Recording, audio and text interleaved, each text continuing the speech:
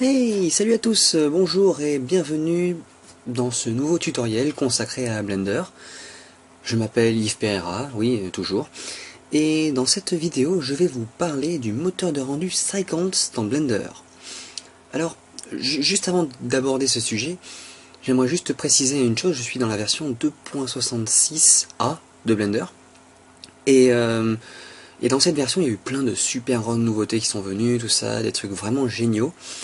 Mais oui, moi je vais juste pointer le fait que j'utilise une toute petite amélioration qui a été rajoutée en fait là-dedans. Et vous noterez, en fait, vous remarquerez que les panneaux sur la gauche et sur la droite, si je fais N et N et T, là voilà, sont un peu plus classe, je dirais, oui, je nommerais ça classe. En fait, ils sont transparents, enfin on peut voir à travers, si je me déplace ma scène, on peut voir que mon cube, on le voit derrière, tout ça. Et quand je fais T, que je les affiche ou que je les cache, ils poussent plus la scène 3D dans un sens ou dans l'autre, et ça j'aimais pas trop. Donc j'ai installé ce petit supplément dans Blender, et j'espère que ça vous déstabilisera pas trop, parce que si vous l'avez pas mis, eh ben ça c'est pas exactement comme ce que j'ai moi à mon écran, donc voilà, je veux juste le noter. Si certains d'entre vous sont intéressés par cette fonctionnalité, vous pouvez l'ajouter, il faut aller dans File en haut, puis aller dans User Preferences, donc les paramètres d'utilisateur, et donc je le montre à tout le monde, et je vais dans les add-ons, parce que, ah non, c'est pas dans les add-ons, c'est dans System justement, et dans System, vous devez aller sur Region Overlap, qui est ici. Et voilà, vous encochez la petite boîte, si je la décoche, on voit que ça redevient normal, hein, on retrouve les écrans comme avant, et si je la clique, hop, voilà, ça devient transparent, et ça repasse dans ce mode-là. Une fois que vous avez fait ça, vous cliquez sur Save User Settings, qui est en bas ici, et ça sauvegardera ça pour qu'à chaque fois que vous rallumiez Blender, vous ayez cette fonctionnalité d'encocher. Voilà, donc je referme ça et on s'occupe du sujet principal de cette vidéo, qui est donc le moteur de rendu Cycance dans Blender. Alors tout d'abord, qu'est-ce qu'un moteur de rendu? Blender est un logiciel de 3D, ça je fais que le répéter, tout le monde le sait très bien.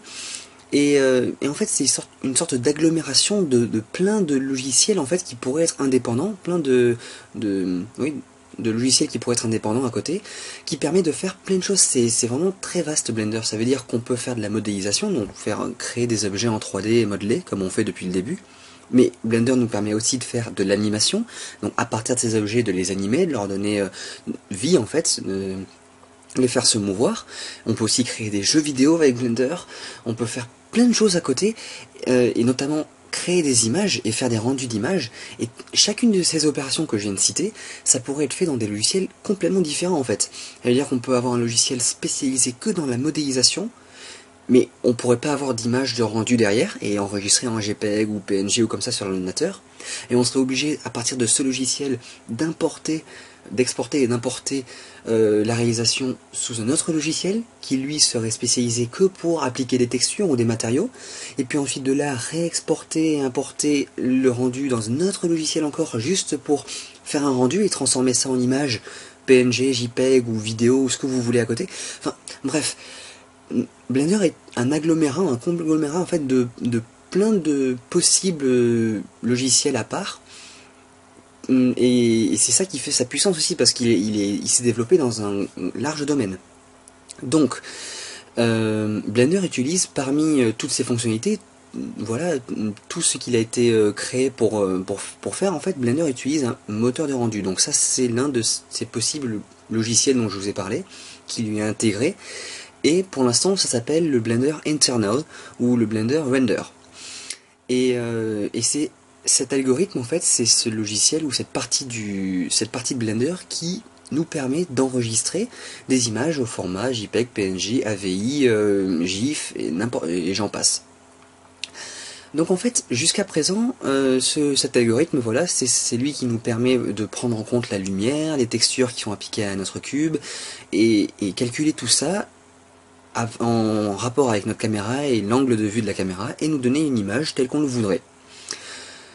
Blender, jusqu'à récemment, jusqu'à ce que Cycance apparaisse, était très en retard par rapport à plein d'autres logiciels de 3D, et son moteur de rendu était très à la bourre, très obsolète par rapport à tous ceux qui se font aujourd'hui. Je prends par exemple des logiciels à part entière qui sont des moteurs de rendu, sans pour autant faire de la modélisation. Il y a Povray, il y a comment ça s'appelle, Octane, d'autres logiciels à côté qui font des rendus et qui calculent bien mieux que Blender. Enfin, jusqu'à présent, qui calculaient beaucoup mieux que Blender, parce que en même temps c'est leur fonction principale. Ces logiciels sont là que pour calculer des rendus. On leur donne un fichier à l'intérieur qui n'est pas une image, et on leur dit à partir de ce fichier, qui est une scène 3D par exemple, et ben vous me sortez une image de très bonne qualité. Et ces logiciels-là, donc faisaient leur boulot, ils avaient que ça à faire, ils faisaient de très bons, et ils le font toujours d'ailleurs aujourd'hui, je sais pas pourquoi je parle au passé, ils font des rendus par rapport à ces fichiers qu'on leur rentre.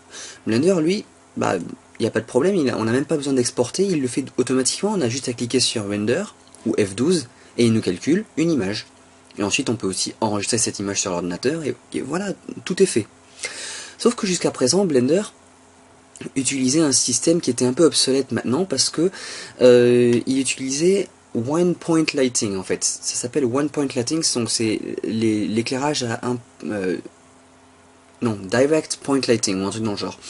En fait, pour faire simple, Blender utilise donc les lampes pour faire son éclairage, comme on l'a vu jusqu'à présent, et une lampe qu'on a ici projette des rayons lumineux dans tous les sens, voilà. Et le principe de l'éclairage dans Blender, c'est on a une source de lumière qui vient d'ici et qui projette ces rayons jusqu'à ce qu'un rayon de lumière touche un obstacle. Il va éclairer cet obstacle dès qu'il l'a touché et puis disparaître.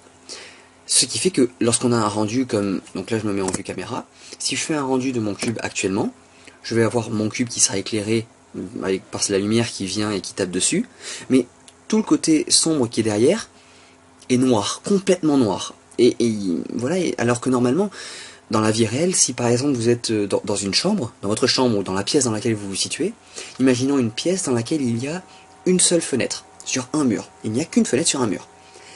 C'est pas parce que l'unique source de lumière, l'unique point par lequel arrive la lumière, on imagine que toutes les lumières sont éteintes dans la pièce, c'est pas parce que la lumière ne vient que par cette fenêtre que les ombres de tous les objets seront complètement noir opaque, et qu'il y aura des ombres, des zones dans la pièce qui seront complètement noires sans qu'on puisse rien voir à l'intérieur. Pourquoi? Parce que en réalité, dans la vraie vie, la lumière rebondit sur tous les objets, sur les murs, sur n'importe quoi. Et donc même si vous n'avez qu'une fenêtre dans votre chambre ou dans votre pièce, la lumière passe par cette fenêtre, et même sous votre bureau, normalement il y a de l'ombre, bah, c'est éclairé, on peut quand même voir que vous avez, je sais pas, une prise, une poubelle, j'en sais rien moi. Et vous pouvez voir ces éléments sur votre bureau parce que la lumière a rebondi sur les murs et les objets dans la pièce, et elle éclaire avec une moins grande intensité, mais elle éclaire tous les objets et même les parties d'ombre. Blender, lui, ne prenait pas en compte ça, ce qui était très très gênant parce que ça donne des rendus très peu réalistes. Et c'était quelque chose qu'on était obligé de... j'ai le mot fake en anglais qui me vient de faker, qu'on était obligé de simuler en rajoutant d'autres lampes à côté. Donc on faisait un éclairage en 3 points par exemple, en rajoutant une lampe du côté obscur, et ce qui rajoutait un peu d'éclairage à notre ombre, et qui rendait le rendu un peu plus vivant, un peu plus réaliste. Mais maintenant c'est fini parce qu'on a Cycles. Cycles, c'est le nouveau moteur de rendu qui est là depuis la 2.65 je dirais, peut-être avant, je sais pas. Mais c'est quelque chose, c'est une très grande révolution dans Blender. Je vous en parle à partir d'aujourd'hui, seulement maintenant, parce que bah déjà il m'a fallu le temps un peu de percer ces mystères, d'essayer de l'apprendre, de découvrir ce que c'était, et aussi parce que jusqu'à présent il était peu développé. Actuellement avec la 2.66, on a beaucoup plus de maîtrise avec ce moteur de rendu, et ça prend en compte tout ce qui est particules de cheveux, ça prend en compte les fumées et d'autres choses, et donc on avance, on progresse dans ce moteur de rendu. Il faut savoir aussi que aujourd'hui l'association de Blender, la fondation de Blender, ne développera plus du tout le Blender Render ou le Blender Internal, celui sur lequel on travaillait jusqu'à présent. et il va rester tel quel, hein, avec toutes ces fonctionnalités, mais progressivement en fait le Cycles va être développé et va continuer de voir des progressions, et le internal va rester tel quel. Il n'y aura plus aucune update derrière qui viendront, plus aucune mise à jour sur ce moteur de rendu. Et peut-être qu'un jour, quand on allumera Blender, par défaut, on sera sur Cycles de suite. Alors que là, il va falloir que je vous montre comment passer de Blender Render à Blender Cycles. Vous verrez, c'est super simple. Donc, ça c'est le moteur de rendu. Alors voilà, je vais vous montrer de suite d'ailleurs comment passer de Blender Render à Blender Cycles. Vous voyez en haut de votre fenêtre, vous avez un menu déroulant avec Blender Render. Si on clique sur ce menu déroulant, on a plein d'autres moteurs de rendu. Blender Game, c'est par exemple quand on veut faire des jeux vidéo avec Blender. Et en dessous, on a Cycles Render. Le Blender Frame, peut-être que vous l'avez pas et que c'est moi qui l'ai ajouté avec mes add-ons, mais enfin, juste, vous avez juste à vous soucier de Cycles Render. Oui, ça se lit cycle en français, mais je sais pas, je trouve ça plus classe de le lire à l'anglaise, Cycles. Et puis sur tous les tutos que j'ai regardés, il le prononce Cycles, alors je dirais Cycles. Voilà, que ça vous plaise ou non. Donc voilà, maintenant on est dans Cycles Render. Vous me direz, quasiment rien n'a changé. Si on bascule entre les deux, ah si, on voit que sur la droite, le menu de droite, il y a certains boutons qui vont changer, et je vais vous en parler un peu parce que forcément, comme ça touche à la manière de faire votre rendu, eh bien toute cette partie, ce sous-panneau rendu justement, render, se voit être modifié un peu, et il y a certaines choses qui vont changer. Ça, je vais vous l'expliquer dans le tuto là, venant. Après, il faut savoir que Cycles Render, comme ça touche au rendu, ça touche à tout ce qui était éclairage, et surtout tout ce qui est texture et matériaux de vos objets. Et en fait, la plupart des fonctionnalités dans Blender, tout ce qui était autour, tout ça, toutes les raccourcis clavier qu'on a vus, le mode édition, le mode objet, tout ça, rien n'aura changé. Quasiment rien. Non, rien, on peut dire que rien n'a changé. Je n'ai pas encore vu de modification, moi, si flagrante. Seulement, la seule chose qui aura vraiment changé, sur laquelle je vais passer beaucoup de temps à vous expliquer, parce que déjà j'ai eu du mal à l'assimiler moi-même, c'est toute la partie matériaux et textures dans Blender. Vous verrez que je vous ai fait tout un tutoriel sur les matériaux. Il se peut qu'ils soient déjà obsolètes et que vous ayez juste à vous baser sur ce tutoriel là maintenant, et le prochain que je vais faire, où je viendrai beaucoup plus en profondeur sur les matériaux dans Cycles. Et donc je vais vous expliquer tout ça. Dès cette vidéo, je vais commencer à vous introduire à tout ça. Donc, en gros, si j'agrandis le panneau sur la droite ici, les deux seuls panneaux pour lesquels on va s'intéresser aujourd'hui, ce sera donc le panneau scène, enfin render qui est ici, et la petite boule là, marron et orange, qui est la boule des matériaux, et qu'on voit qui a déjà bien changé. Elle est tout à fait différente de ce qu'on avait avant quand on cliquait dessus.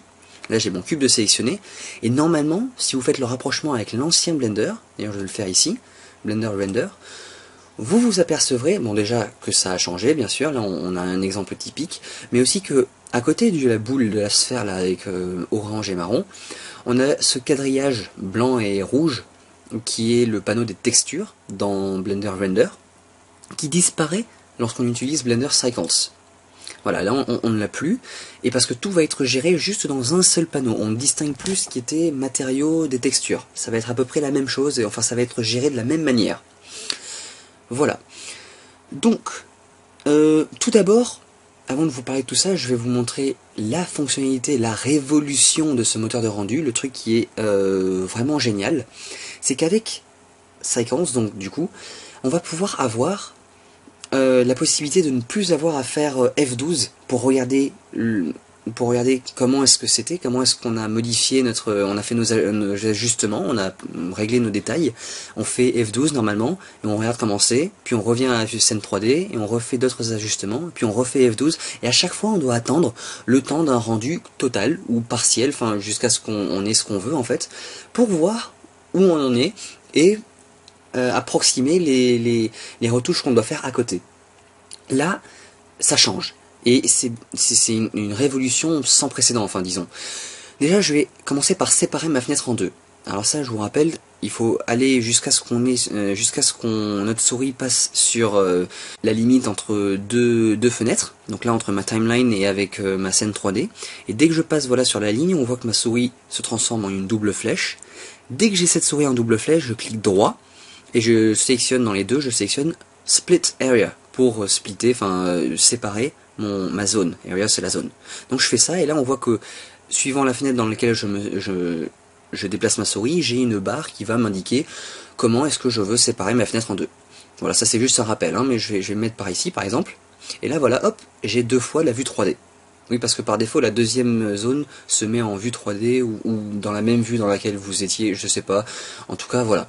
Bref, j'ai 2 fois ma vue 3D, et donc j'ai 2 fois mon panneau d'objets que j'ai pas vraiment envie d'avoir une deuxième fois. Donc ici, en ayant ma souris dans cette fenêtre, je clique sur T, et je fais disparaître mon panneau.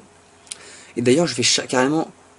Bon, non, je vais pas changer, je vais rester dans cette vue-là, dans ma vue 3D, sauf que, jusqu'à présent, je vais me remettre en Blender Render, ici. Si vous vous souvenez bien, en bas, là, vous avez le mode d'apparition de votre scène 3D. Donc, si je clique sur le menu déroulant, je peux choisir d'être en solide, comme je le suis actuellement, en wireframe, qui se fait aussi avec Z, donc on peut passer avec Z de wireframe à solide. Et wireframe, ça vous permettait d'accélérer tu vois, que Blender ne rame pas en fait. Si vous avez des scènes très complexes, des fois, eh bien, le fait d'afficher dans la vue 3D quelque chose de solide, des fois ça prend trop de ressources et ça fait ramer le PC et c'est très lent.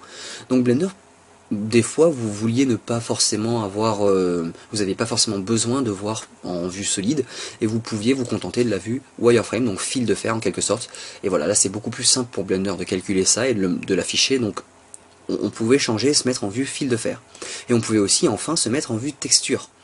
Vue texture, c'est si vous aviez rajouté un matériau ou même n'importe quelle image sur votre objet, vous pouviez le voir, et vous pouvez d'ailleurs toujours, en mode texture. Enfin, le bounding box, en fait, ça prend, vous verrez pas de différence en fait ici vraiment. Pour vous, ça ne fait qu'un mode fil de fer, mais en fait, en vrai, Blender prend la forme de votre objet, il calcule la boîte, le rectangle en fait, qui s'ajuste au plus proche de votre objet, et il affiche cette boîte. Donc, ouais, on peut faire un essai, hein. Je vais remettre en vue solide, voilà, je vais supprimer mon cube, et je vais faire Shift A, et je vais rajouter Suzanne, donc la mascotte de Blender. Et si je me mets en vue Bounding Box ici, Suzanne n'est plus qu'un cube. Blender calcule le pavé droit qui s'ajuste au mieux qui s'ajuste au plus proche en fait de votre objet, et il affiche juste cube. Donc en fait c'est une manière de présenter votre scène 3D avec encore moins de ressources, avec moins de ressources encore que le vue wireframe, fil de fer. Parce que wireframe encore, on voit Suzanne mais sous forme de fil de fer, et il doit quand même calculer la forme de Suzanne. Voilà, je pense que j'ai fait le tour sur des petits éléments là qui peuvent vous être utiles, mais là pour l'instant dans la vidéo c'est pas vraiment le sujet. Donc je vais revenir à mon Sequence Render, parce que si je repasse sur Sequence en haut ici, on a encore une dernière option qui se rajoute, et c'est l'option Rendered qui est ici. Et ça je vais le faire dans ma deuxième fenêtre que j'ai ouverte ici. Donc je me mets ici et je choisis le mode de sélection en Rendered. Et là, automatiquement j'ai un rendu de mon cube. Et oui, c'est comme si j'avais fait F12. Si je fais F12 ici, on voit que je me mets en vue caméra, et j'ai mon rendu, et c'est le même cube. D'un côté et de l'autre, c'est le même cube. Donc je vais faire échappe ici. Sauf que la différence, c'est que dans cette scène 3D là, ici, dans ce rendu, eh bien, on peut se déplacer autour avec la molette, on peut avoir les mêmes raccourcis clavier qu'avant, et Blender va calculer. C'est un mode de vision de la scène 3D. C'est le mode qui prend le plus de ressources, ça je veux bien vous l'admettre, mais c'est un calcul en temps réel du rendu de votre scène, et pas seulement suivant la vue caméra. Ça veut dire que vous n'êtes pas en vue caméra, vous êtes en vue 3D, comme ici, comme je peux me déplacer dans la scène 3D ici, et vous voyez en temps réel votre rendu qui se fait. Donc Blender va calculer ça de manière bizarre en fait. Enfin, dès que vous changez quelque chose, un élément dans la scène, dès que vous changez par exemple la vision, la rotation, on voit que l'image se pixelise beaucoup, et ensuite progressivement, si vous ne faites rien, l'image se stabilise et devient de plus en plus claire et nette. C'est comme ça que ça se fait. Blender va vouloir faire de l'instantané. Donc en fait, dès que vous changez quelque chose dans la scène 3D, si je déplace mon cube ici, il se déplace aussi à côté dans la fenêtre de rendu. Et donc, Blender va automatiquement vous afficher une image, même si elle est très floue et très pixelisée, tout ça, de la scène 3D, parce que son objectif c'est de donner un rendu en temps réel de ce qu'il y a dans la scène 3D. Et même si c'est très pixelisé, tant pis, il vous l'affiche. Et en fait, si vous ne changez plus rien, et ben il va utiliser le temps à rien faire. Au lieu de rien faire, et ben il va se dire, bon ben pendant ce temps-là, moi je calcule et j'essaie de faire que le rendu soit de mieux en mieux, en fait, qu'il soit le plus propre possible. Je reviendrai sur cette notion du plus propre possible, tout ça, un peu plus tard dans la vidéo, vers la fin. Donc, ça veut dire que là, cette notion-là est franchement révolutionnaire, comme je le disais avant, c'est que vous pouvez avoir un rendu en temps réel de votre scène 3D, et vous le mettre dans la position dans laquelle vous voulez, et vous allez avoir le rendu que vous voulez. Je vous rappelle un raccourci clavier qu'on a déjà dans cette scène 3D. Vous pouvez téléporter en gros votre caméra dans la vue dans laquelle vous vous situez, c'est-à-dire que si je veux que ma caméra elle soit exactement dans l'axe dans lequel je suis là maintenant, je peux faire CTRL-ALT-0 et que ma caméra se téléporte et vient. Vous voyez, la scène s'est pas déplacée, la caméra s'est juste remise, je me suis mis en mode caméra sans me déplacer sur la caméra. C'est la caméra qui s'est déplacée pour venir à moi. Et donc ça c'est génial parce que du coup je sais que si je fais ça dans cette scène là, donc je me mets par exemple en vue de dessus à peu près, enfin sans appuyer sur 7, mais je sais que je veux cette vision. Si je fais CTRL-ALT-0, hop, je suis en mode caméra, mais dans mon rendu 3D, et je sais que si ensuite je fais F12 dans cette fenêtre ici, je vais avoir, le rendu tel que je l'ai à côté ici. C'est le même, c'est exactement la même chose. Échappe donc. Voilà. Je me déplace, comment dire, ouais, je vais remettre ma caméra par ici, voilà, ça sera très bien, et ici je sors de la vue caméra, voilà, ça c'est très bien. Alors, je vous ai montré le temps réel, je vais maintenant m'intéresser aux matériaux. Ah si, une dernière chose, dans cette vue 3D, je vous ai montré, hein, avec la molette on peut se déplacer autour du cube, mais il y a mieux encore, ça veut dire que là, je peux faire un clic droit. Donc on va pas voir en fait le contour orange autour du cube parce que c'est le rendu et dans le rendu il n'y a pas de contour orange, mais mon cube est bel et bien sélectionné et on peut pas voir la sélection mais il est sélectionné. Donc si avec ma souris dans cet écran j'appuie sur G, je peux déplacer mon cube tel que je le ferais normalement dans cette scène. Et tous les raccourcis clavier que j'avais dans la vue 3D en normal, de base, peuvent être appliqués dans cette scène. Donc si je fais G et Z et que je précise un axe, on le voit sur l'image de gauche, sur la fenêtre de gauche, tout s'actualise et je peux déplacer mon cube comme je le ferais dans la scène 3D normale. Ça c'est vraiment très puissant. Je sais pas, vous vous rendez peut-être pas compte dans la vidéo, mais moi pour avoir touché, pour avoir fait Blender depuis un certain temps, je sais que c'est quelque chose dont je rêvais avant en fait dans les versions précédentes et voilà, c'est comme s'ils avaient entendu que je voulais ça et qu'ils l'avaient développé pour moi. Enfin c'est vraiment quelque chose de très puissant. Donc voilà, on va réduire un peu cette fenêtre là et je vais passer maintenant aux matériaux. Donc j'ai mon cube de sélectionné, je suis dans Sequence Render qui est ici et je suis dans l'onglet matériaux qui est là. Je vais cliquer sur New et donc je vais rajouter un système de matériaux à mon cube. Et là on voit que plein de choses ont changé. Déjà, de base, la fenêtre de prévisualisation, on voit Preview ici, elle est fermée, elle n'est pas ouverte. Mais dans un certain sens, c'est normal. Fenêtre de prévisualisation, ça vous permettait de voir, de vous donner une idée de ce que serait votre matériau au rendu. Or là, on a beaucoup mieux. On a carrément une fenêtre de rendu qui se réactualise en temps réel avec exactement l'élément, les objets que vous avez dans votre scène. Et non pas juste une sphère ou un plan ou cube ou n'importe quoi.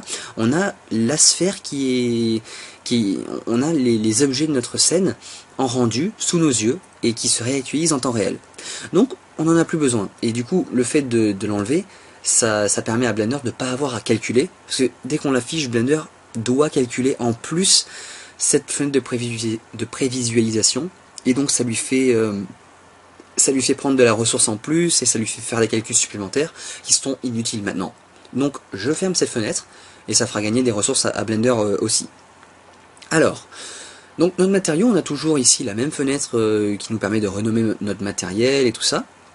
Et je vais m'intéresser au panneau qui est là. le panneau surface, où il y a marqué surface. Et en fait, tout a été simplifié. Maintenant, vous avez juste, dans les surfaces de points, vous avez un panneau déroulant, un menu déroulant ici, avec plein de matériaux déjà rentrés pour vous dans Blender. Et vous n'avez plus qu'à choisir celui que vous voulez, et il s'applique à votre objet. Je vais passer par 3 ou 4 matériaux, parmi tout ça, je vais pas faire chacun d'eux, mais 3 ou 4 des plus importants. Déjà, je les connais pas tous, j'ai vraiment pas eu le temps de tous les tester, mais je vais passer par 3 ou 4 de ces matériaux qui sont, d'après moi, crucial, enfin voilà.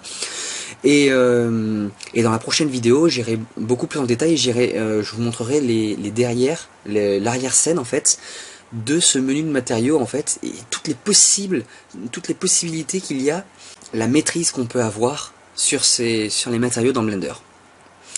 Donc pour l'instant je vais vous montrer, déjà, je vais sortir de là et je vais rajouter un matériau, non seulement pas à mon cube, mais à un autre objet que je vais rajouter.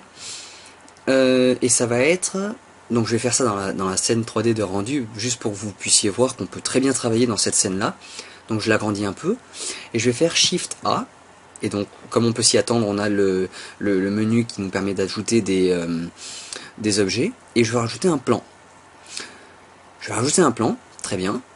Donc le plan effectivement il fait la taille du cube, donc on le voit pas, mais il est bien apparu. Donc si je fais G et Z, je peux le soulever et le voir apparaître au-dessus de mon cube. Donc j'ai bel et bien rajouté un plan. Puis ensuite je vais aussi l'agrandir, donc je vais faire S et je vais la rajouter, je vais l'agrandir 5 fois, donc je vais appuyer sur 5. Et voilà, peut-être pas 5 fois alors du coup, clic droit. Je vais faire S et 3 fois. 3 fois c'est bien. Voilà, maintenant je vais me mettre en vue de 3, donc j'appuie sur 3, et je me mets en vue de 3, 5 avec la vue, avec le pavé numérique pour mettre en vue orthographique. Et là, comme je vois plus trop mon cube, en fait, mon plan, mais en fait je vais le tourner de manière intuitive. Je vais faire un double R, et je vais le faire tourner de manière intuitive, comme ça. Voilà. Je vais le sélectionner, clic droit, et je vais encore le déplacer suivant l'axe des X. Voilà. Hop, je vais le déplacer par ici, et me mettre en vue de dessus. Et là, je vais le tourner comme ça, voilà.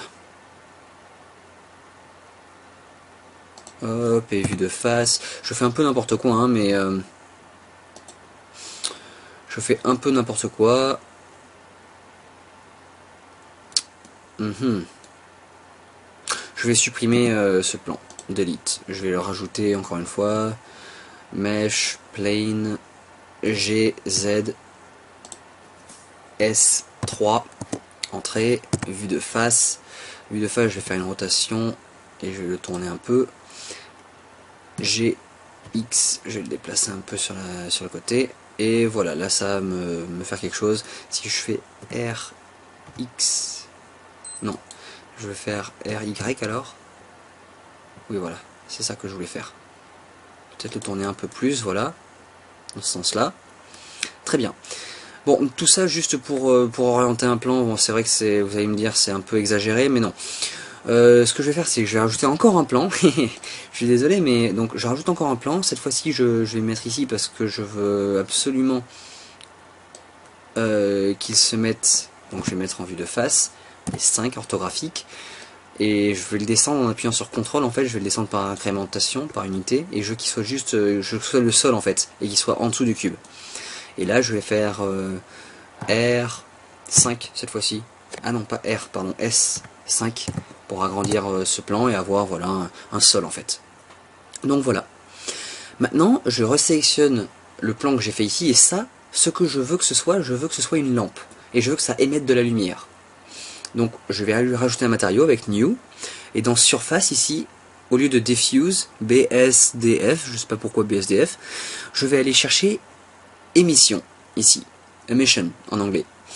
Quand on clique là-dessus, on voit que notre plan s'illumine, et il émet de la lumière, voilà, c'est une lampe, c'est devenu une lampe et il émet de la lumière.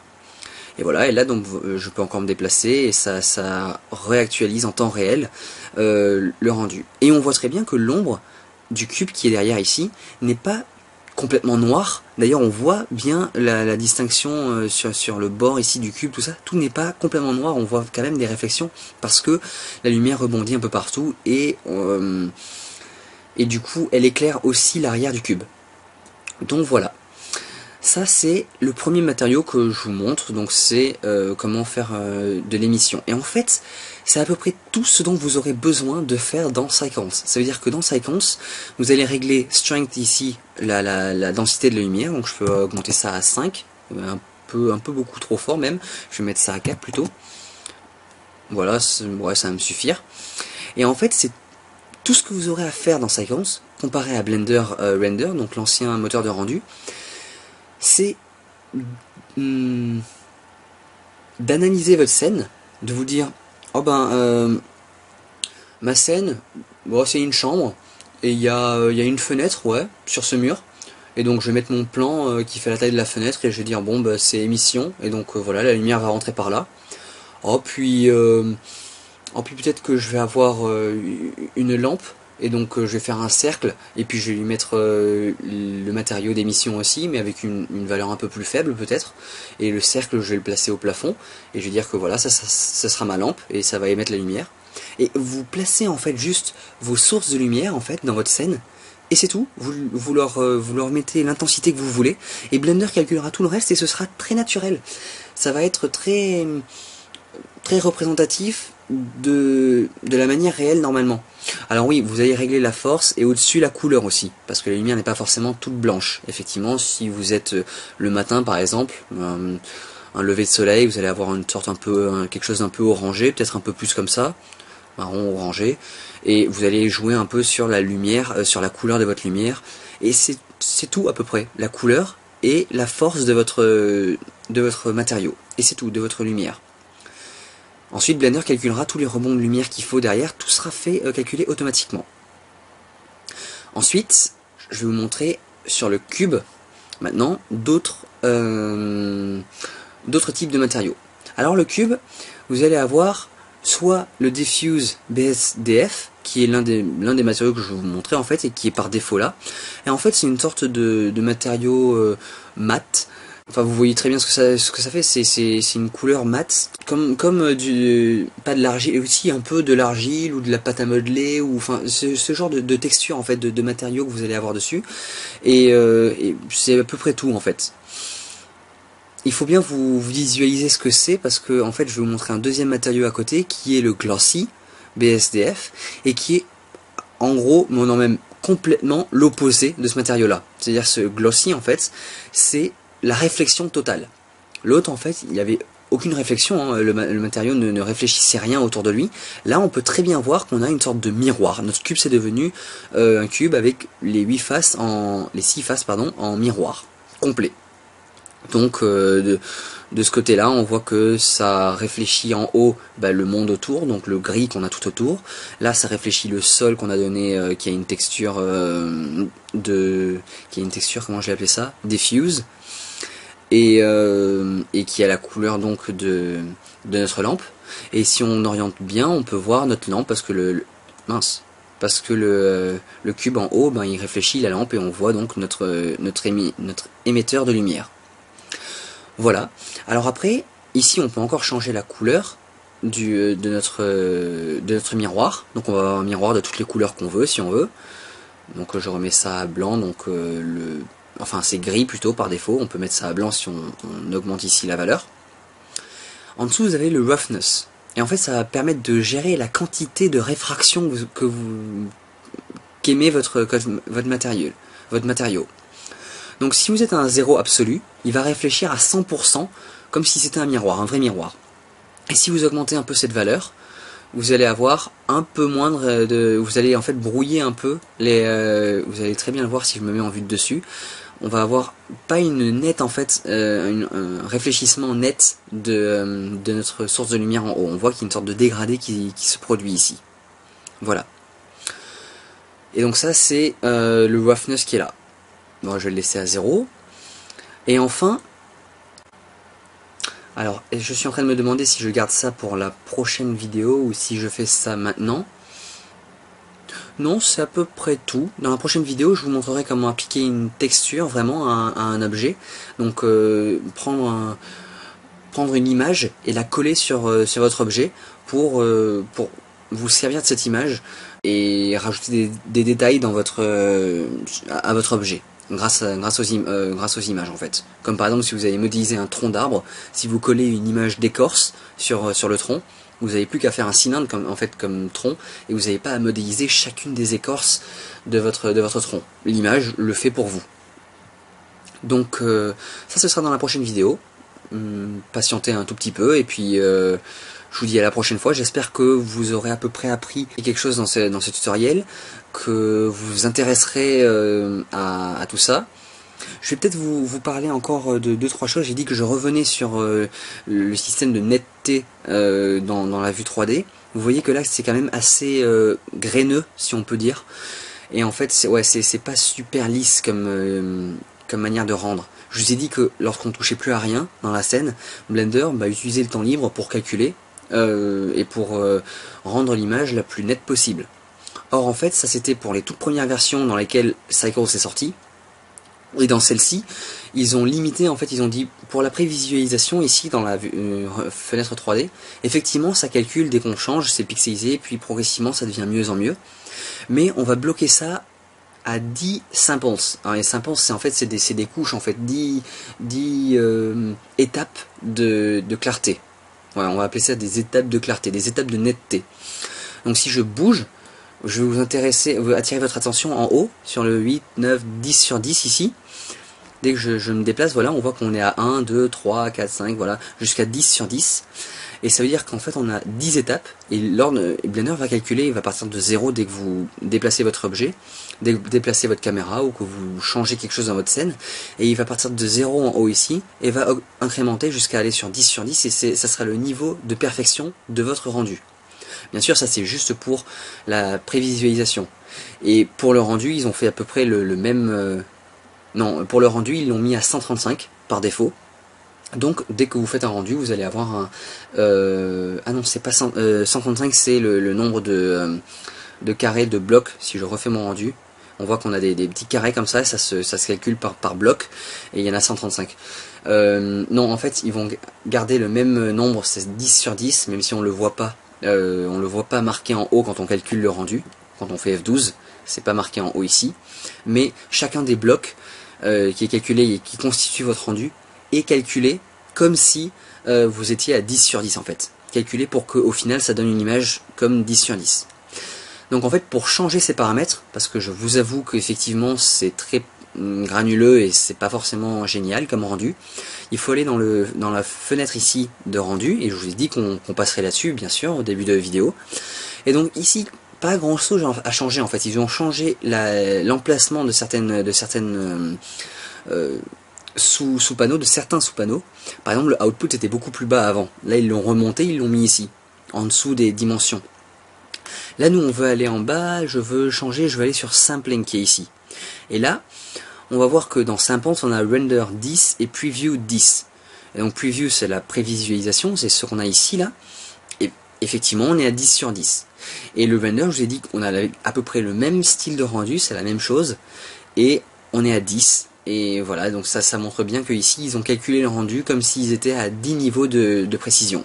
Donc en augmentant ça, si je mets le Preview, si je le mets à 50 par exemple, on voit que automatiquement en haut ici, Blender recommence à calculer et il va augmenter, il va aller sur 30, jusqu'à 50. Il est sur 50. Et en même temps, on voit ici dans la prévisualisation que l'image est de moins en moins granuleuse et qu'elle est de mieux en mieux. Donc, pour vous donner un ordre de grandeur, une ordre d'idée, 50 en prévisualisation, vous pouvez le laisser à la limite, sachant que dès que Blender est en train de calculer, ça prend des ressources pendant que vous pouvez faire autre chose à côté, et le laisser à 10, ça calcule, ça vous donne une approximation qui est assez sympa déjà, pour voir ce que vous allez avoir, sans que Blender prenne trop de ressources de calcul. Et ça vous permet de ne pas attendre trop longtemps avant que Blender ait fini de calculer quand vous vous déplacez, par exemple. Là, je dois attendre jusqu'à ce que ça arrive jusqu'à 50, et ça peut être très long. D'un autre côté, pour le render ici, donc quand vous êtes sur le rendu, vous n'allez pas laisser ça à 10 ou même à 50. Parce qu'arrivé à 50, vous allez quand même avoir pas mal de brouillage un peu dans certaines zones, et c'est pas forcément une image super nette. Arrivé à 500, 1000, 1500, un truc comme ça, vous allez avoir des images de bonne résolution, vraiment oui, voilà, de très bonne netteté. Ça va commencer à être de bonnes images. Mais il faut compter, oui, un minimum de 500 dans ces paramètres ici, donc 10 fois plus que ça. Après, vous pouvez monter à 2000, 3000. Encore faut-il que votre PC tienne le coup. Si j'essaie de lancer un rendu, alors là on voit le temps ici, et ça a mis 4 secondes à faire un rendu avec 10, c'était sur 10. Si je mets ça le render, si je le mets à 50 maintenant, et que j'essaie de lancer un rendu F12 là, voilà, ça commence, et ça met beaucoup plus de temps à rendre, là on a déjà dépassé les 4 secondes de loin. Bah si, ça va quand même un peu plus vite que ce que je pensais. Quoique c'est juste un cube qui est réflectif hein, en fait. Et dès que c'est fini, on voit que ça a mis 15 secondes, enfin 16 secondes, 15,99, donc 16 secondes à rendre ce rendu, donc c'est déjà beaucoup plus élevé que les 4 secondes de tout à l'heure, alors que c'est exactement la même scène, sauf que le niveau c'était plus 10 mais 50. Donc à vous de voir. Après, si vous faites une animation, sachez que donc chacune de vos images, qui constituent les 25 images par seconde, sur plusieurs secondes dans votre animation, bah, chacune de ces images devra prendre bah, par exemple 15 secondes là, ou 16 secondes comme j'ai fait ici. Donc ça peut rapidement augmenter le temps de rendu pour une animation. Voilà. Ah oui, je parle depuis tout à l'heure, je dis que ça peut ralentir, ça peut être très lent à calculer. Sachez que une nouvelle amélioration dans Cycles Render, qui n'était pas possible dans l'autre moteur de rendu, l'ancien moteur de rendu, c'est que on peut choisir, alors je parle pour ceux qui ont des PC assez récents hein, aujourd'hui, avec des très bonnes cartes graphiques, tout ça à l'intérieur, vous pouvez décider de changer le mode et de faire en sorte que Blender calcule non pas avec votre processeur, mais avec votre carte graphique. Et oui, parce que pour ceux qui ont des cartes graphiques of the Dead, qui calculent super bien tout ça, vous pouvez préciser à Blender, bon bah j'ai pas envie que tu fasses tous tes calculs avec le processeur, comme c'était le cas avec Blender Internal, mais je veux que tu utilises ma super méga over of the Dead carte graphique qui est géniale. Et donc pour ça vous devez aller dans File, paramètres des utilisateurs, là, User Preferences, et ben, on reste dans Système comme tout à l'heure, et là en fait on va aller dans Computer Device, ici, et pour l'instant moi je l'ai mis sur ma carte graphique, c'est une GeForce GT 525M pour les curieux, et j'ai que ça d'ailleurs, dans le menu déroulant. Et donc ça c'est sur CUDA, et si vous mettez sur None, donc rien, vous précisez pas que vous voulez utiliser la carte graphique, bah vous cliquez sur None, vous dites je précise rien du tout par défaut, et je me mets sur le CPU, donc c'est pas la carte graphique. La carte graphique c'est GPU. Si vous voyez GPU à la place de CPU, CPU c'est le processeur et GPU c'est la carte graphique. Et là j'ai qu'un seul processeur dans mon PC, donc voilà. En fait, pour moi j'ai fait plein de tests en fait, et il s'avère que les deux sont relativement égales. C'est-à-dire que si je gagne avec mon processeur, je peux gagner des dixièmes ou des centièmes de seconde, et même sur des rendus très très très élevés en fait. En fait c'est aléatoire, je pense que les deux se valent exactement, parce que suivant la scène, ça peut être des scènes très complexes, mais une fois la carte graphique sera meilleure, une autre fois ce sera plutôt le processeur qui sera meilleur, en temps, hein, je veux dire le temps qui sera fait derrière. Je sais que sur les tutos que j'ai suivis sur le net, Andrew Price qui gère tous les tutos sur Blender Guru, qui a sa chaîne Blender Guru, en fait c'est un site à lui où il fait des tutos vraiment très bien, c'est un Australien qui fait des tutos en anglais, vraiment très bien. Lui, le fait de passer en carte graphique, il gagne 2 fois son temps de rendu avec son processeur. C'est-à-dire qu'en mettant juste la carte graphique à faire les calculs, eh ben, les rendus mettent 2 fois moins de temps à rendre. Ce qui est une progression phénoménale. Donc à vous de voir, suivant votre PC, moi ça fait pas grande différence l'une ou l'autre. Si vous voulez savoir, j'ai un Intel quad-core i7 comme processeur dans mon PC. Et voilà, et donc la carte graphique, vous la voyez tout à l'heure, c'est une GeForce GT 525M Nvidia. Voilà. J'ai pas grand chose à ajouter. J'espère que ce tuto, voilà, encore une fois, vous a appris des trucs. Attendez avec impatience le prochain sur les textures. En fait, c'est une continuité des matériaux dans Blender. Et ça va plutôt aborder les textures dans Blender, comment faire des textures réalistes, et appliquer, en gros, voilà, une texture c'est ça, c'est appliquer une image à un objet. J'ai pas grand chose à ajouter. Si je voulais dire quelque chose, voilà, comme je l'ai dit en début de tutoriel, la majorité des autres fonctions dans Blender fonctionnent de la même manière. Ça veut dire que vous allez si vous connaissez le mode sculpt de Blender ou le mode de jeu vidéo dans Blender, ça fonctionne pareil. Je vous ai montré les fluides, ça sera la même chose. Voilà, tout ça pour l'instant, ça fonctionne de la même manière. Attention quand même, c'est ça que je voulais dire, c'est attention quand même, vous mettre en mode Cycles. Pour l'instant c'est encore tout neuf, même si ça fait maintenant plusieurs mois que c'est sorti, même plus d'un an je pense que c'est développé dans Blender. Attention quand même, tout n'a pas été mis à jour dans Cycles, c'est pour ça qu'on utilise encore Blender Render. C'est pas pour rien que quand on allume Blender, c'est l'ancien moteur de rendu qui est par défaut dessus, parce que là on est sûr que tout fonctionne en fait avec.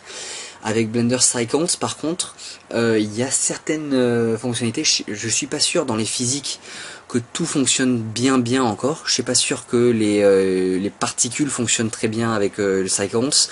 Dans tout ça, le Dynamic Paint, Rigid Body, tout ça, le Smoke, franchement, je peux pas vous dire, j'ai pas fait les recherches pour vous dire si tout fonctionne très bien. À chaque fois qu'il y a une nouvelle version qui sort de Blender, eh bien, dans ce que je vois, les retours que j'ai sur internet, ils me disent ah ben c'est génial, maintenant Cycles gère tel truc, et ça l'était pas avant. Donc je me dis que s'il continue de dire ça à chaque fois qu'il y a une nouvelle version qui sort, eh bien ça veut dire que tout n'a pas encore été implémenté sous Cycles. Donc faites attention, si vous avez un projet que vous vous dites oh génial, je vais mettre de la fumée, il y aura des fluides, je vais mettre des particules, plein de trucs dedans, et puis comme je veux qu'il y ait un éclairage super réaliste, eh ben je vais utiliser Blender Cycles, comme ça eh ben ce sera super beau tout ça, et là vous vous rendez compte qu'en fait vous débutez tout votre truc sous Cycles, et en fait ça gère les fluides, ça gère la fumée, mais vous vouliez mettre des particules, et en fait vous pouvez pas parce que c'est pas géré sous Cycles, ou alors c'est géré mais c'est très moche, ça fait des trucs très pas beaux. Et donc faites très attention à ça. Voilà. J'en suis déjà à 48 minutes, enfin 47 minutes de tutoriel, je vais arrêter là parce qu'ensuite gérer tout ça pour l'uploader, tout ça en vidéo, que ce soit propre, ça va être un peu chaud. Donc bah ciao, salut pour une prochaine vidéo super classe sur les textures.